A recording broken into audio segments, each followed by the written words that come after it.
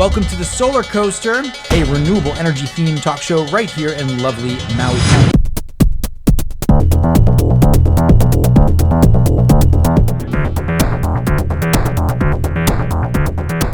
Aloha and welcome to the Solar Coaster live show here, 2021 cross-country film project. We're on Cuttyhunk Island. We just spoke with Wayne Perrier of the Cuttyhunk, and we're here with a couple of new friends. Can you introduce yourselves? Howdy, I'm Raquel Reese. I'm Skyla Reese. We're originally from New Bedford, Massachusetts, but we're on Cuttyhunk for the summer. Fantastic. So thank you for joining us today. And we had breakfast here as we came in this morning. It was awesome, by the way. I had seagull's nest. Is that what I had? That is what you had. It was pretty darn good. It's kind of like an eggs Benedict without the English muffin, which I like perfectly. So we wanted to just take a chance to talk with you. And we're here at Cuttyhunk. We have a 400 kilowatt solar array, big one, about 1,100 solar panels. We got probably a big megawatt level battery. And Wayne just told us his perspective. But from your eyes, let's call it the youth, if I can say that. I hesitate to use the word youth. But what do you think about that? What do you think about this experience, about solar? What do you think about all of this? All right, I'll definitely start. So my sister and I are both equally passionate about the environment. I'm going to be a freshman in college next year and studying Earth and planetary science, and she just finished a degree in integrative biology. And both of us absolutely love the natural world.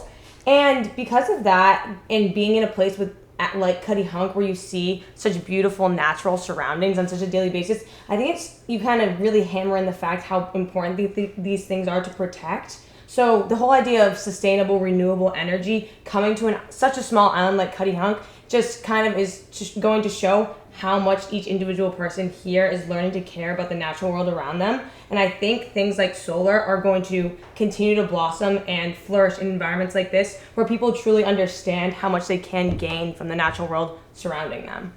Yeah, Raquel said that great. But so, like she said, we're both really interested in conservation work, and we actually do some conservation work here on the island. So we spend a lot of time thinking about how to conserve and preserve natural resources, right?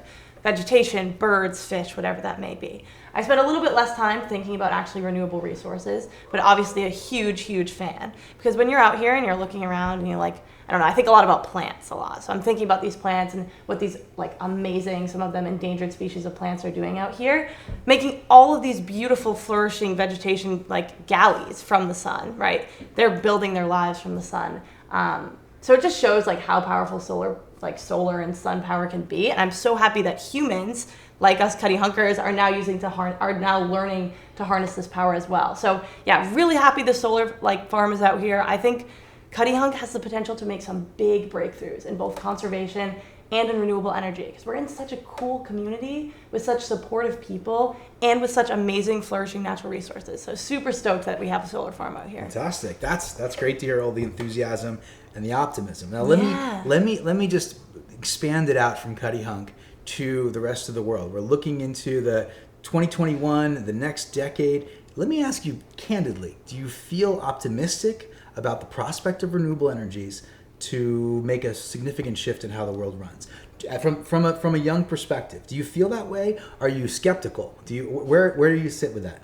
I think a kind of happy medium is always a good thing. We can never be, we've seen what's happened to the environment so far, so we can never be too trusting in the actions of humans, because we don't know our consequences in the long run. But I think the idea of renewable energy is kind of a great way that we can stay hopeful for our future. It's a lot about the youth, because I guess it is our future that we're trying to protect the earth for, but I definitely think that fostering generational camaraderie and kind of getting everyone to back up this idea of preserving and protecting the environment through having the adults now act on this renewable energy revolution in order for us kids to grow up in a more clean world, and then continue to assist and better that revolution as we grow up, not only in Cuttyhunk but across the world. I think it's definitely going to be a great thing. So I think I'm very optimistic. I know there's a lot of great minds out there now working on this, and a lot of great minds coming up through the ranks that will only bigger and better this revolution. Wow. Yeah, and I just think about in our lifetimes how we've seen the rise of natural gas, for example, right? That's really happened over the past 10, 15, 20 years. And now we have all our garbage trucks in New Bedford running off of natural gas. And I see the same thing happening with other renewables. I think solar is going to be big. I'm super, super positive that solar is going to blossom in the next couple of years. I think wind is also up there. And like I said, I'm a biologist, so I'm a big biofuel proponent as well. And I've worked with a lot of labs recently that are making amazing breakthroughs in this work. So I'm excited to see, where we're at in about 20 years, but optimistic overall. So we just did a show with Bob King of Pacific Biodiesel, Nice. and we'll share that with you. I think you'll get a kick out of it because Cool. that's his thing, like pioneering across the country. That's awesome. One last thing, if you don't mind. Thank you. You've been very generous with your time. So there's probably 20, 30,000 people live watching this right now, or at the Solar Energy Trade Show, Solar Power International. They're the ones that are on the front lines kind of ushering this renewable energy revolution in. So from the perspective of the youth, do you have anything to say to them? Do you have any messages for them? Off the top of your head. I know I just pulled that out of the blue. No worries, because this whole interview was super planned.